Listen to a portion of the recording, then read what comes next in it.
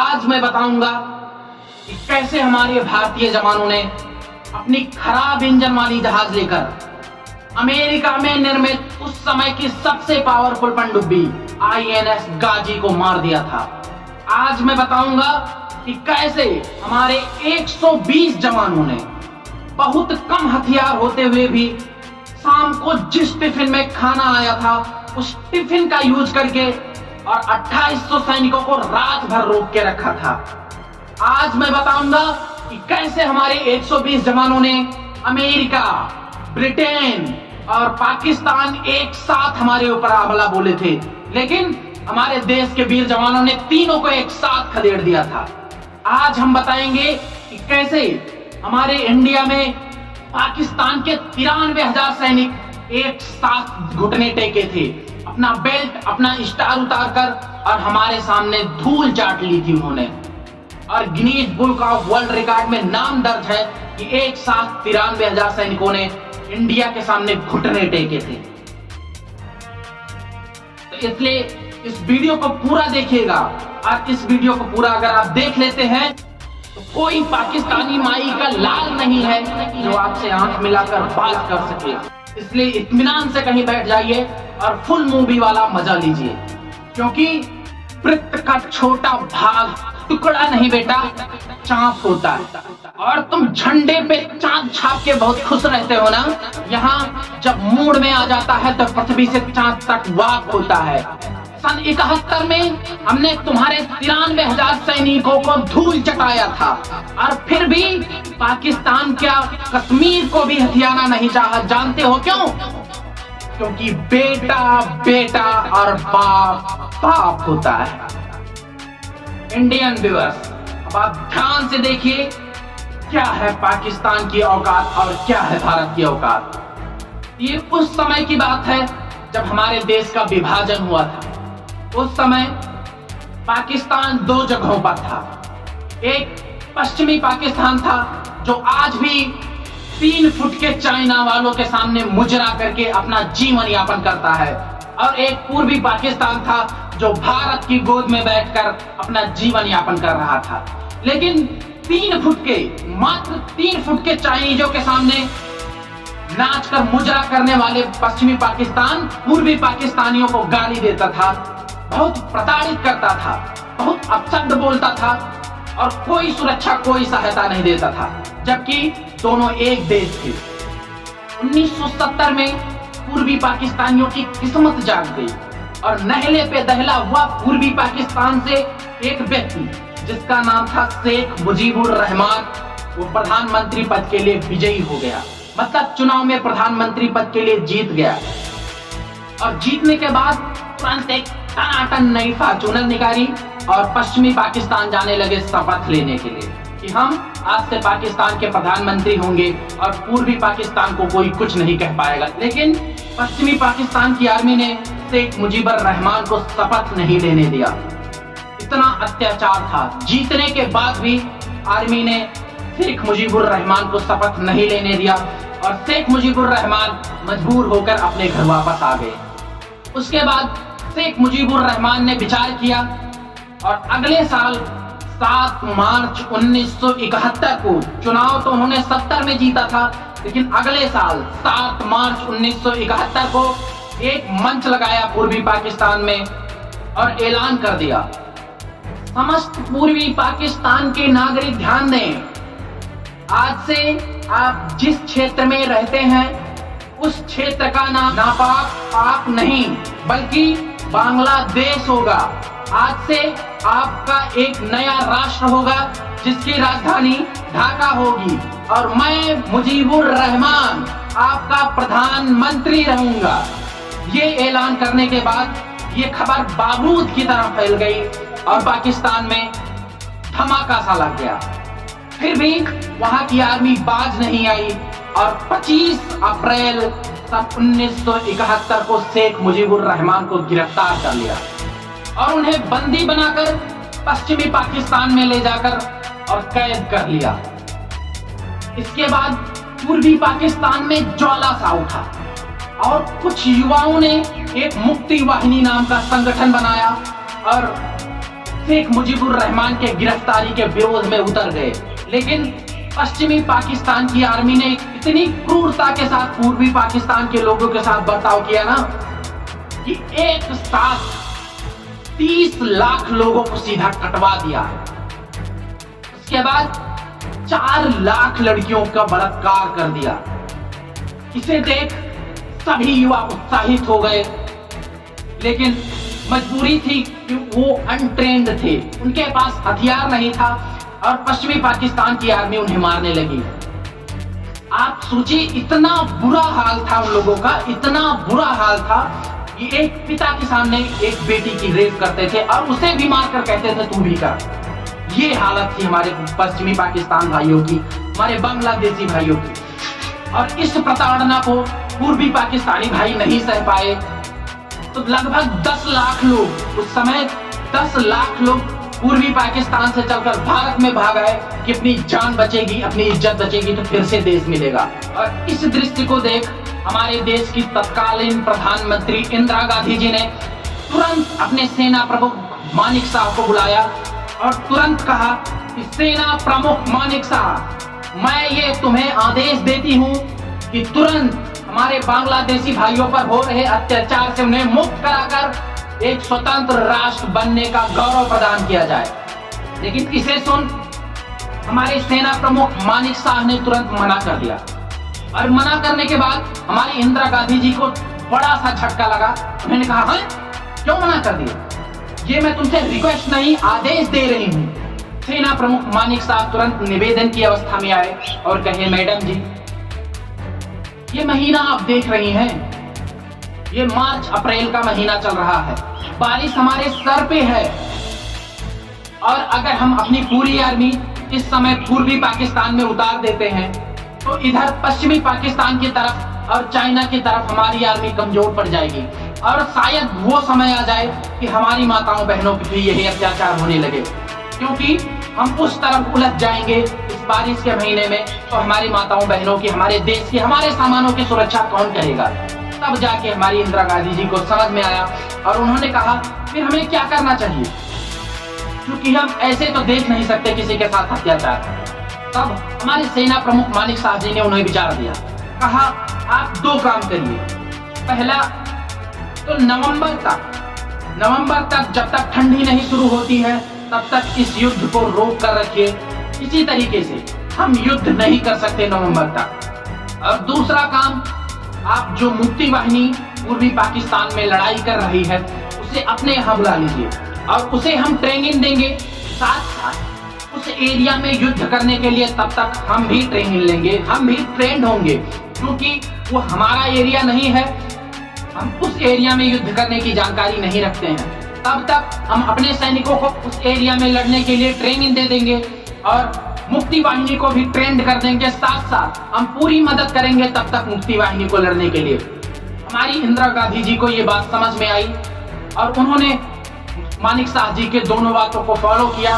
उसके बाद इसी बीच हमारे लिए एक प्लस पॉइंट हुआ कि 5 अगस्त सन 1971 को भारत और रूस ने एक समझौते पर हस्ताक्षर कर लिया।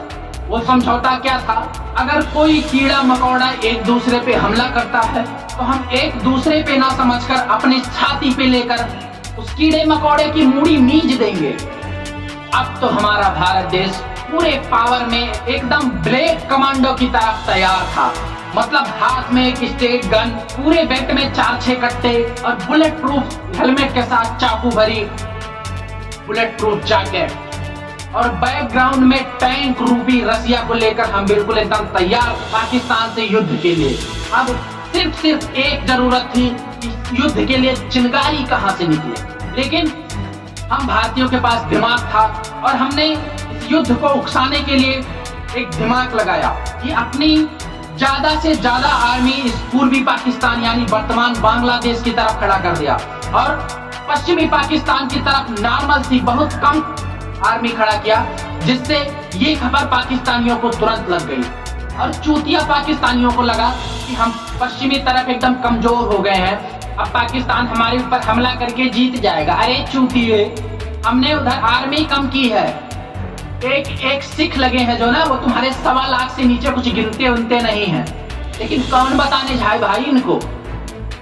ये सोचे ये कमजोर हो गए हैं, अब तो हम अटैक करके दिल्ली पहुंच जाएंगे। और बदकिस्मत पाकिस्तानियों ने 4-6 जहाज लेकर भारत पे हमला कर दिया और इतना तगड़ा हमला किया, इतना तगड़ा हमला किया कि हमारे किसी सैनिक की नींद भी नहीं खुली। उस रात हमला करके ये वापस चले गए। जब सुबह हमारे सैनिक जगे तो उन्हें पता चला कोई कीड़ा मकोड़ा आया था। इसके बाद तो हम एकदम तैयार हो गए उस अटैक के लिए। अब तो हमारे ऊपर विश्व का भी कोई दबाव नहीं होगा, क्योंकि अटैक तो पहले उन्होंने किया है, हमारे ऊपर क्या दिक्कत। इसलिए अब हम तो एकदम शस्त्र अस्त्र, bullet proof jacket, helmet, tank, bomb सब लेकर तैयार थे। अटैक करना ही था कि इसी बीच पाकिस्तानियों को एक खबर लग गई कि राजस्थान में एक लोंगेवाला नाम की जगह है, जहां मात्र 120 जवान खड़े हैं और उन्हें मारकर तो हम लोंगेवाला पे कब्जा कर लेंगे। अरे बाप रे, इतने होशियार हैं वो लोग कि ऐसा जासूस लगा के रखे थे जिसने बिल्कुल सही सही बता दिया कि 120 जवान सच में हैं और उनके पास हथियार भी पर्याप्त नहीं है। लेकिन ये नहीं बता पाया उनका जासूस कि 120 गुणे 1.25 लाख के बराबर हैं। वहां हमारे सिख भाई खड़े हैं जो 1.25 लाख से नीचे उनकी गिनती ही नहीं शुरू होती। और 3 दिसंबर की रात को पाकिस्तान के ब्रिगेडियर तारिक मीर की सैन्य अध्यक्षता में हजारों की संख्या में पाकिस्तानी सैनिक लोंगेवाला पर कब्जा करने के लिए चल दिए। बिल्कुल टैंक, बम सब कुछ लेके, जो उनके पास था सब कुछ लेके अटैक करने के लिए चल दिए। और यहाँ लोंगेवाला में हमारे पास मात्र 120 सैनिक थे। और ये खबर इंडियंस को लगी तो उन्होंने अपने 120 जवानों से, जिसके हेड उस समय कुलदीप सिंह चांदपुरी जी थे, और उनसे कहा गया सरदार जी आप वापस आ जाइए, वो लोग हजारों की संख्या में हैं और रात में हमारी एयरफोर्स आपकी सहायता नहीं कर सकती, क्योंकि उस समय एक हंटर नाम की जहाज होती थी जो रात को उड़ान नहीं भर सकती थी। और थल सेना का वहां पहुंचना रातों रात नामुमकिन था, क्योंकि अधिक से अधिक थल सेना हमारे पूर्वी पाकिस्तान की तरफ आ चुकी थी। और कुलदीप सिंह चांदपुरी जी से कहा गया कि सरदार जी आप वापस आ जाइए, आप पीछे आ जाइए, सुबह तो हमारी एयरफोर्स जाएगी और उन कमीनों को मार के वहीं खत्म करके आपको आपके स्थान प्रदान कर देगी। लेकिन भाई वो तो सिख, 8 फुटा सिख, वो कहाँ पीछे हटने वाले हैं। और उन्होंने कहा कि चिड़िया नू में बाज कहावा, गीदड़ नू में शेर बनावा, और 1.25 लाख में एक लड़ावा, तब कुलदीप सिंह चांदपुरी नाम रखावा। यहाँ सिख पीछे हटने के लिए नहीं खड़े हुए हैं, वो तो सिर्फ 2800 सैनिक लेके आ रहे हैं। यहाँ मैं अकेला 1.25 लाख पे भारी पड़ने वाला हूँ। फिर भी उन्हें बताया गया कि वहाँ पाकिस्तान के ब्रिगेडियर तारीफ आ रहे हैं, नहीं तारीफ नहीं, पाकिस्तान के ब्रिगेडियर तारिक मीर आ रहे हैं, इनके पास हजारों टैंक हैं, आप पीछे आ जाइए, सुबह तो उनकी ऐसी की तैसी हो जाएगी, लेकिन आप इस समय पीछे आ जाइए, रात को कैसे लड़ाई करेंगे आप। फिर भी हमारे सरदार जी ने पीछे हटने का नाम नहीं लिया। उनके पास 120 सैनिक और उन 120 सैनिकों के साथ उनकी अपनी अपनी गन और मात्र 3 माइंस थे और जीप पे लगा हुआ एक तोप था, एक छोटा सा तोप जो नॉर्मल बम फेंक सकता था। इन हथियारों के साथ साथ जो शाम को उनके पास 120 टिफिन में खाना आया था, रात को वही टिफिन बची थी उनके पास। इतने संसाधनों के बाद उनके पास कुछ भी नहीं था और उन्हें इसी 120 टिफिन, 3 माइंस और 120 बंदूक एक जीप पर लदे हुए तोप के साथ ये युद्ध जीतना था, लड़ना नहीं जीतना था, जिनके सामने पाकिस्तान के ब्रिगेडियर तारिक मीर थे। फिर भी हमारे जनरल साहब कुलदीप सिंह चांदपुरी जी ने हार नहीं मानी और रास्ते में, जिस रास्ते से उन लोग अटैक करने आ रहे थे, उस रेगिस्तान में गए और दिमाग लगाकर आगे 3 माइंस जो उनके पास थी वो तीनों लाइन से लगा दिया और उसके पीछे अपनी तरफ वो जो 120 टिफिन थी उनके पास खाने वाली, उसमें रेत और ईंटा पत्थर भर के लगा दिया लाइन से। उसके बाद जब पाकिस्तान के ब्रिगेडियर तारिक मीर आ ही रहे थे कि उनके आगे का एक टैंक ओरिजिनल माइंस पे चढ़ा और ब्लास्ट हो गया। एकदम भौकाल में आ रहे थे पिक्चर की सीन की तरह तारिक मीर। एक आगे, इसके बाद इधर इधर दोनों बगल, एक दगा की इधर बगल वाला और इस बगल वाला दोनों आके दूसरे तीसरे माइंस पे चढ़ा, तीनों धड़ाम से उड़ गए और तीनों के उड़ते ही ब्रिगेडियर तारिक मीर की सुट्टी फुट्टी बंद। उसके बाद उन्हें रोका है, रुक रहे यहाँ तो माइंस लगा के रखे हैं। अरे इंजीनियर बुलाओ, इंजीनियर बुलाओ, नहीं रात यहीं बीत जाएगी। और उनके बड़े बड़े जो सबसे भारी भरकम इंजीनियर थे वो आए और भाई रात को 9 बजे शुरुआत की माइंस निकालने की और सुबह 3 बजा दिए। वही टिफिन निकालते डर के निकालते थे। अरे बाप रे, हट नहीं तक जाएगा माइंस से माइंस। और था क्या? टिफिन, वही जो शाम को खाना आया था। 3 माइंस जो था वो तो 3 टैंक लेके उड़ चुका था। अब वही टिफिन निकाल रहे थे। अरे दादा हट नहीं तो दग जाएगा, ये तो माइंस है। और 6 घंटे उन्होंने बिता दिए सिर्फ वही टिफिन निकालने में। और हमारे कुलदीप सिंह चांदपुरी जानते थे कि किसी तरीके से इनको सिर्फ रात भर रुकना है। अगर ये रात भर रुक गए तो सुबह तो हमारी एयरफोर्स आएगी और इन्हें उड़ा के रख देगी, एकदम भून के रख देगी। और हमारे चांदपुरी साहब की ये रणनीति पूर्णतया सफल हुई और 6 घंटे पाकिस्तानी ब्रिगेडियर तारिक मीर सिर्फ वही टिफिन निकलवाते रह गए। और जब सुबह का 3 बज गया तब उन्हें समझ में आया, भाई ये तो खाने वाली टिफिन थी, इसके अंदर रेत भरा हुआ है। और तुरंत उन्होंने अटैक करने का आदेश दिया। अटैक करो भाई, 3 बज चुका है। और तब तक जब तक तुम 6 घंटे में ना टिफिन निकाल रहे थे तब तक हमारे कुलदीप सिंह चांदपुरी जी एकदम खाली नहीं बैठे थे। उन्होंने पूरी रात रणनीति बनाई, पूरी रात दिमाग लगाया और सामने पतला सा एक नाली सा गड्ढा खोद दिया जिस तरफ से वो आ रहे थे।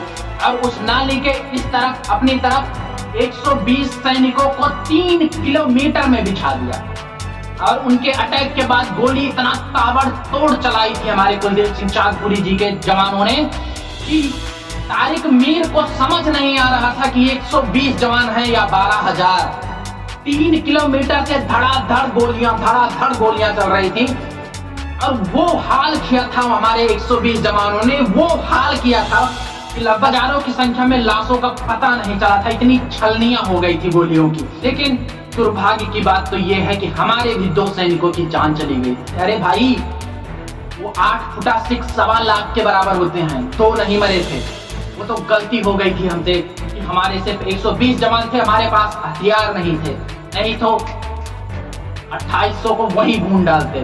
और फिर भी इतनी गोलियां चला दिए थे हमारे कुलदीप सिंह चांदपुरी ने, इतनी गोलियां चलवा दी थी, पाकिस्तानी ब्रिगेडियर तारिक मीर एक कदम भी आगे नहीं बढ़ पाया। और देखते देखते सूर्य भगवान निकलने लगे, मतलब सुबह हो गई। और सुबह हुई कि तुरंत हमारी एयरफोर्स हंटर जहाजों को लेकर ऐसी उड़ान भरी कि आवाज में इतनी तेज गड़गड़ाहट हो रही थी, आज तक कोई बिजली इतनी आवाज नहीं की होगी। और एयरफोर्स के आने के बाद क्या हुआ ये तो मैं अपने मुंह से बखान नहीं कर पाऊंगा, आप खुद ही देख लीजिए। मतलब 3 दिसंबर 1971 को पाकिस्तानियों ने हम पे अटैक किया था लोंगेवाला पे। और 4 दिसंबर की सुबह को हमने ऐसा धोया कि उनका एक टैंक, एक गोला, एक बारूद कुछ वापस नहीं ले जा पाए। सिर्फ जो बच गए थे बेचारे वो जान बचा के भाग पाए। तारिक मीरवा तो ऐसा भागा था कसम से कि उसकी एक फोटो नहीं खींच पाए। उसके बाद हमारे सैनिक उनके टैंक पे खड़े होकर फोटो खिंचा रहे थे। सेल्फी तो थी नहीं उस टाइम, तो खड़े होकर खींच खूब फोटो खिंचाए। और उनका टैंक लाके अपने म्यूजियम में अभी भी रखा हुआ है। लेकिन अभी भी खत्म नहीं हुआ है युद्ध, अभी तो ये नॉर्मल सा था। अभी तो थल सेना में 120 जवान और 2-4 हंटर जहाजें हमारी आई थी। अभी तो हमारी नेवी के हाथ की खुजलाहट मिटी ही नहीं। 5 दिसंबर को हमारी नेवी की खुजलाहट तो और बढ़ गई भाई।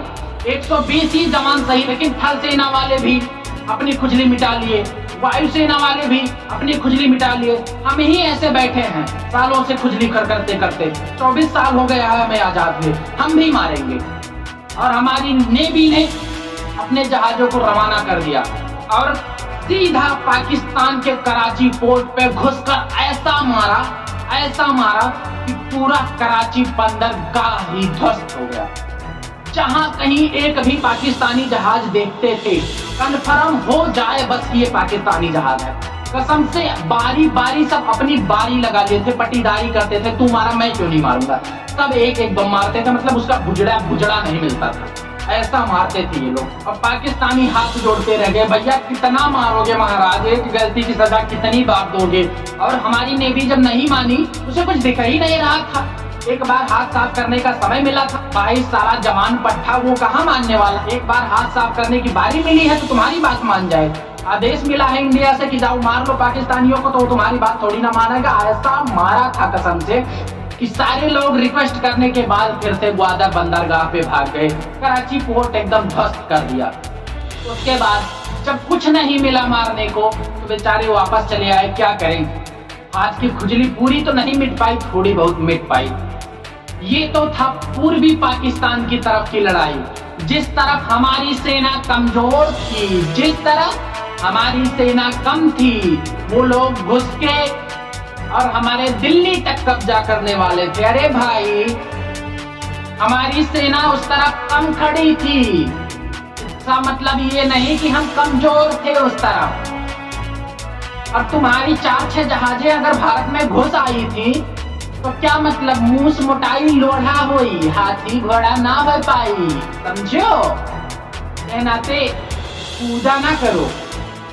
अब हम पश्चिमी पाकिस्तान के युद्ध को देखते हैं। जिस तरफ हमारी ज्यादा आर्मी युद्ध के लिए ट्रेनिंग लेकर खड़ी थी और मुक्ति वाहिनी तो अंदर इतना भयानक मार रही थी, पाकिस्तानी आर्मियों को इतना भयानक मार रही थी कि कोई जवाब ही नहीं है, क्योंकि हम लोग उसकी सहायता कर रहे थे। हमारी एयरफोर्स, हमारी आर्मी सब, और हमारा विक्रांत नाम का जो नेवल शिप था, बहुत बड़ा नेवल शिप था, उससे लड़ाकू विमान उड़ा करते थे, पूरी तरीके से मुक्ति वाहिनी का साथ दे रही थी। अब पाकिस्तानियों को खबर लग गई कि हमारी सबसे बड़ी जहाज जिसका नाम विक्रांत है वो मुक्ति वाहिनी का साथ दे रही है, और अगर हम उस जहाज को डुबो देते हैं तो पूर्वी पाकिस्तान में हमारी जीत तय है। और वास्तविकता यही थी कि उस समय अगर हमारा विक्रांत डूब जाता तो जीत शायद हमारे हाथ से निकल जाती।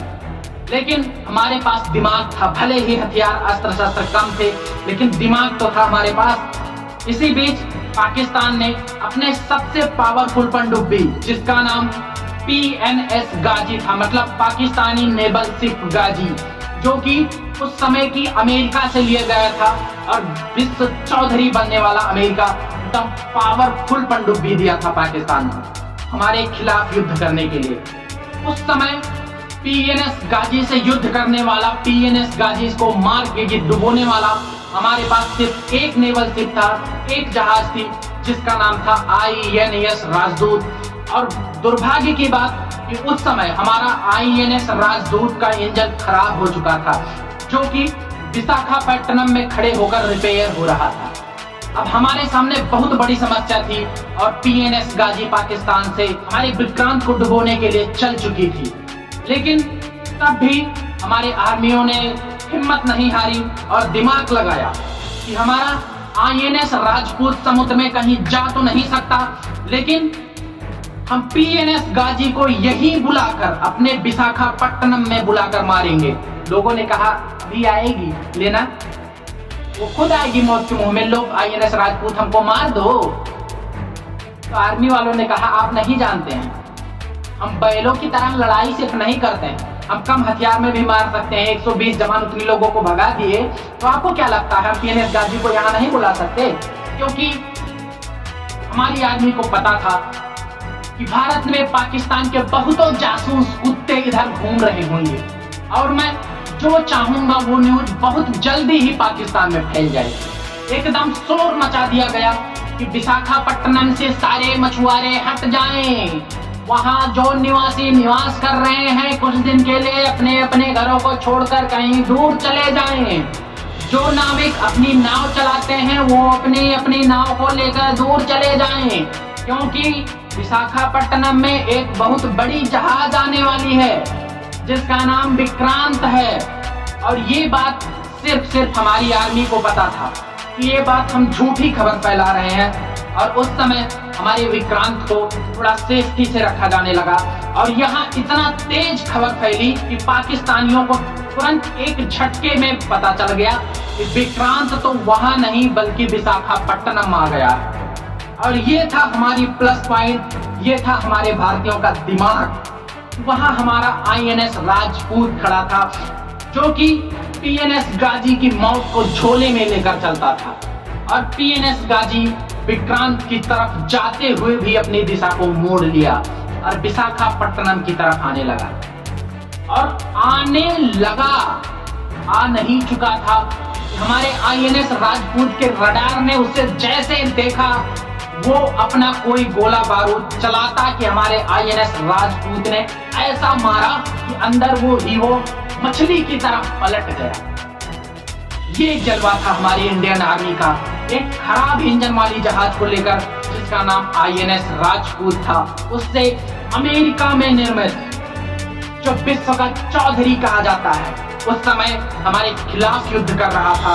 विश्व के चौधरी द्वारा निर्मित सबसे बड़े सबसे विकसित देश द्वारा निर्मित PNS गाजी को चुटकी में ध्वस्त कर दिया। ये थी हमारे भारतीयों की ताकत। और तू आज भी बाज नहीं आता ना, हम अपना बेटा समझकर तुझे छोड़ते हैं। जिस दिन अपने आप पे आ गए उस दिन पूरा पाकिस्तान ध्वस्त कर देंगे। इंडियन व्यूअर्स, और देखिए अभी तो सिर्फ पाकिस्तान से युद्ध हुआ है, अब बीच में अमेरिका भी आएगा क्योंकि हमने उसके द्वारा निर्मित PNS गाजी को मार दिया, डुबो दिया है। और PNS गाजी के डूबने के बाद पाकिस्तान को ऐसा झटका लगा, कसम से ऐसा झटका लगा कि एक खराब इंजन की जहाज से अमेरिका में निर्मित PNS गाजी को डुबो दिया उन लोगों ने। अरे बाप रे, अब तो ना करने लायक है इनसे युद्ध दादा, मार देंगे सब। बस पाकिस्तान वाले दौड़े दौड़े गए UNO में कि अरे अब तो हम इनको वहीं से पूछवाएंगे। जैसे छोटे बच्चे दौड़ के टीचर के पास जाते हैं कि हमको मारे, हम सब से कह देंगे, वैसे ये दौड़े दौड़े UNO में चले गए। लेकिन हमारा उस समय का भाई रूस तो हमारे साथ खड़ा था, उसने वीटो लगा दिया। ये वीटो क्या होता है किसी और वीडियो में चर्चा करेंगे। बस आप ये जान लीजिए कि कोई भी प्रस्ताव रद्द कर दिया जाता है, सिर्फ 5 देश वीटो लगा सकते हैं। अगर वीटो कोई भी देश लगा तो कोई भी प्रस्ताव UNO में रद्द कर दिया जाता है। बस हमारी रशिया ने वीटो लगा दिया और पाकिस्तान की आखिरी उम्मीद भी वहीं टूट गई। इसके बाद पाकिस्तानियों ने सोचा अब अमेरिका ही एक सहारा है, चलते हैं उसी को चढ़ाते हैं पेड़ पे, और वो लोग नीचे से काटने के लिए तो इंडियन है ही, अब अमेरिका को भेजते हैं। और दौड़े दौड़े गए और कहा महाराज आपके द्वारा निर्मित PNS गाजी को भारतीयों ने मार दिया है, अब हम क्या करें बताइए। आपने हमें कैसी पनडुब्बी दे दी थी कि 24 साल मात्र हुए जिस भारत को आजाद हुए, उसने भी एक खराब इंजन वाली जहाज से आपके PNS गाजी को मारकर गिरा दिया है। अब अमेरिका तनतना उठा, एकदम गुस्से से आग बबूला हो गया और अपना उस समय का सबसे घातक जहाज जिसका नाम 7वां बेड़ा था, उसे भारत पर अटैक करने के लिए रवाना कर दिया। अब हमारी आर्मी को थोड़ी बहुत चिंता हुई क्योंकि अब युद्ध बराबरी का होने वाला था। अभी तक तो कीड़े मकोड़ों को मार रहे थे, लेकिन अब युद्ध बराबरी का होने वाला था। तब जाके हमारी इंदिरा गांधी जी को खबर सुनाया गया अमेरिका हमारे देश पर अटैक करने के लिए आ रहा है, जिसके पास 7वें बेड़े नाम का एक ऐसा जहाजों का ग्रुप है जो बहुत घातक है। इस समय में उससे ज्यादा घातक कोई और जहाज नहीं है। तब जाके हमारी प्रधानमंत्री जी थोड़ा सा सोचने पे मजबूर हुई, लेकिन उन्होंने सोचा कि एक बहन मतलब एक स्त्री अपने भाई के साथ सबसे ज्यादा सेफ महसूस करती है, ना ही उतना सेफ पिता के साथ और ना ही उतना सेफ पति के साथ। क्यों? क्योंकि पिता से तो वो खुद डरती है और पति को तो वो खुद डराती है, लेकिन एक भाई है जिसके साथ वो बराबरी से लड़ाई करके झगड़ा करके फिर भी सेफ महसूस करती है। और हमारी इंदिरा गांधी जी ने अपने भाई रसिया को याद किया और कहा भाई इस समय हमारी जान खतरे में है, अमेरिका अपना 7वां बेड़ा लेकर हमारे ऊपर अटैक करने के लिए आ रहा है। रूस ने कहा चलिए आप टेंशन क्यों लेती हैं, वो 7वां बेड़ा भेजा है, हम 40वां बेड़ा भेज रहे हैं। आप साथ लेके जाइए और अपने चारों तरफ बॉर्डर बना दीजिए हमारे 40वें बेड़े से। और इस पे ऑटोमेटिक परमाणु बम लगा है, कुछ कहने सुनने की बात नहीं है। पूरी अमेरिका को जापान बना देंगे, जीवन भर लूला लंगड़ा पैदा होंगे, इतने परमाणु बम चला देंगे। और 40वें बेड़े से हमारे INS विक्रांत के तरफ चारों तरफ घेरा बना दिया गया। उसके बाद अमेरिका की 7वां बेड़ा आया और उसको पता चला कि रूस भारत की तरफ से अपने 40वें बेड़े को लेकर तैयार खड़ा है। उसके बाद रूस ने अपनी सारी पनडुब्बियों को पानी के ऊपर खड़ा करके एकदम मनोवैज्ञानिक दबाव बनाने लगा कि सैटेलाइट से वो सारी पनडुब्बियां दिखने लगी। उसके बाद अमेरिका के भी पीछे से फटने लगी और अमेरिका के साथ साथ ब्रिटेन भी पाकिस्तान की तरफ से अपने जहाजें उतार चुका था। लेकिन ब्रिटेन ने अमेरिका को रोका, अरे रुक जा इधर रूस वाले अपना 40वां बेड़ा लगाए हुए हैं, मारा जाएगा बहुत, रुक जा। बस खाली धमकी दे, अगर वो भाग जाते हैं तब लड़ाई करेंगे, अभी तो नहीं करने लायक है। तो अमेरिका के 7वें बेड़े से धमकी क्या आई 40वें बेड़े की तरफ कि अरे रूस तुम हट जाओ, नहीं तो हम 3-4 परमाणु बम लेके आए हैं और मार देंगे तो तुम बर्बाद हो जाओगे। तो रूस का रिप्लाई क्या आया कि तुम तो 3-4 परमाणु बम भी लेके आए हो, मैं तो परमाणु बम ही लेके आया हूँ, उसके अलावा कुछ हमारे सैनिकों ने लिया ही नहीं। और तुम 3-4 लेके आए हो, हमारे यहाँ 250 तो गिनती करके ला दे गए थे। उसके बाद हमारे सारे सैनिकों ने अपने हाथ सफाई के लिए एक रख लिया था कि ये हम मारेंगे, ये हम मारेंगे। अरे तुम तो छोटा युद्ध करने के लिए आए थे, हम तो परमाणु बम ही लेकर आए हैं। चलो शुरू करते हैं, देखते हैं किसके पास कितना परमाणु बम है। अब तो अमेरिका और ब्रिटेन की फटी। अब ब्रिटेन ने अमेरिका से कहा भाग चल भाई, इस समय भारत बहुत आक्रांतक रूप ले लिया है, मार देगा हमको भी, भाग चल। अरे बात रे, तो रूस को बला लिया है, वो भी उसके साथ 250 परमाणु बम। अमेरिका और ब्रिटेन की जहाजें वापस चली गई। अब पाकिस्तान को नींद ना रहा, इतना टेंशन हो गया कि रात नींद नहीं आने लगी। और हमने अपने INS विक्रांत को एकदम एडवांस कर दिया, एकदम फोर्स लगा दिया, अपने INS विक्रांत पे एडवांस फोर्स लगा दिया। ये लोग खाना पानी भी अपने पूर्वी पाकिस्तान में जो सैनिक भेजे थे उनको नहीं पहुंचा पाने लगे। और वहां मुक्ति वाहिनी को तो हमने ट्रेन कर दिया था और हमारी एयरफोर्स और आर्मी उनका साथ दे रही थी।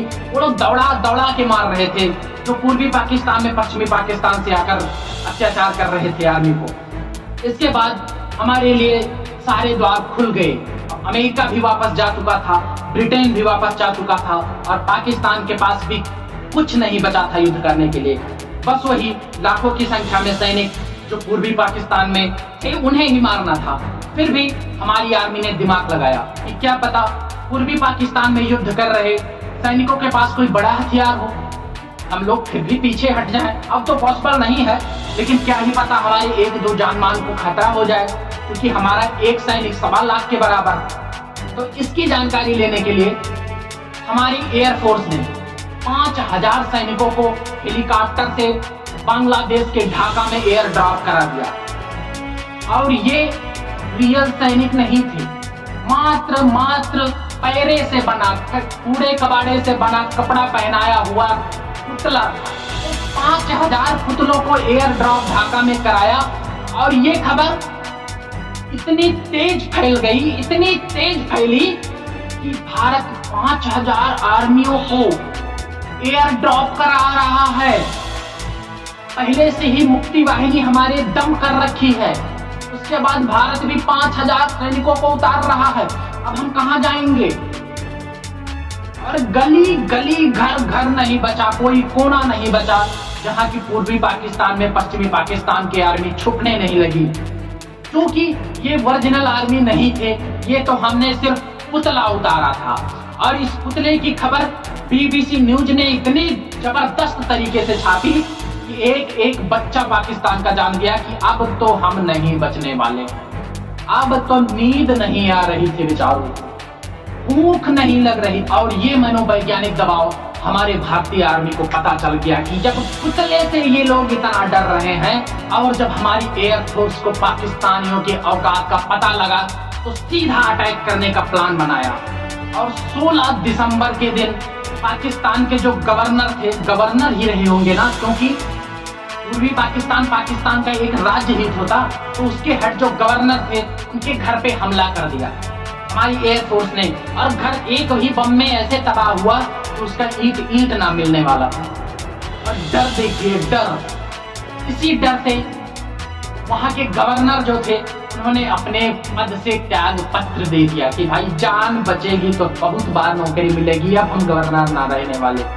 और अटैक करने के बाद हमारी आर्मी ने उनके ब्रिगेडियर से कहा कि तुमको आधे घंटे का समय दिया जाता है, अगर इस आधे घंटे में तुम अपने आप को हमारे हवाले कर देते हो तो तुम्हारे जान को बख्श दिया जाएगा, और अगर नहीं करते हो तो गवर्नर साहब का घर देख लो, ऐसे बीन बीन के तुमको उड़ा दिया जाएगा। क्योंकि उनके पास अब कोई रास्ता नहीं बचा था, हमारी आर्मी ने दौड़ा दौड़ा के मारा था, तो उन्होंने अपने आप को सरेंडर कर दिया और हाथ जोड़कर सामने लेट गए। अपनी बेल्ट उतारी, अपने स्टार उतारे, अपनी टोपी उतारी, अपने बंदूक फेंक दिए और हाथ जोड़ जोड़ के ऐसे सब लोग एकदम सरेंडर बोल दिए। 93,000 सैनिक, सोच लीजिए 93,000 सैनिक दुनिया में पहली बार था, और आज तक अभी तक कोई सरेंडर नहीं किया है। 93,000 सैनिक एक साथ, और Guinness book of world record में नाम दर्ज हो गया कि एक साथ 93,000 सैनिकों ने इंडिया के सामने घुटना टेक दिया, धूल चाटी। ये था हमारी आर्मी का जलवा। और वहां के ब्रिगेडियर ने सिग्नेचर किया कि हम आपके सामने सरेंडर करते हैं। ये था हमारी आर्मी का जलवा। इसके लिए हम अपने देश के आर्मी भाइयों को सल्यूट करते हैं। और आप सभी हमारे साथ बोलिए, भारत माता की जय। और इंडियन व्यूअर्स, आज तक मैं लगभग 5 महीने वीडियो बनाते हो गया, किसी वीडियो पे ये नहीं बोला हूं कि हमारे जीएस डिस्कवरी चैनल को सपोर्ट करिए, हमारे जीएस डिस्कवरी चैनल को लाइक करिए, सब्सक्राइब करिए, लेकिन आज हमारे जाबाज आर्मी भाइयों के लिए एक लाइक तो बनता है। पाकिस्तानी इस वीडियो को डिसलाइक जरूर करेंगे, लेकिन आज मैं देखूंगा कि किस में दम है, लाइक ज्यादा आता है या डिसलाइक। और इस वीडियो को इतना शेयर कर दीजिए ना, इतना शेयर कर दीजिए कि पक्का हर एक पाकिस्तानी तक पहुंच जाए। और सीमा हैदर के पास अगर ये जाए, वो जरूर जो उनके रिलेटिव हैं उनके पास जरूर भेजेंगे वीडियो, क्योंकि उन्हें भी तो पता चले कि हमारी भारत की आर्मी में क्या दम था। उन्हें ये सब नहीं बताया जाता होगा, अपनी बुराई कोई नहीं बताता है, तो उन्हें भी ये सब नहीं पढ़ाया जाता होगा। कम से कम वहाँ की युवा तो जाने कि हमारी आर्मी किस लायक थी, और 2800 लोगों ने मिलकर 120 लोगों से मुंह छुपाकर भाग आए थे। इसी के साथ मिलते हैं अगले वीडियो में, तब तक के लिए जय हिंद, जय भारत।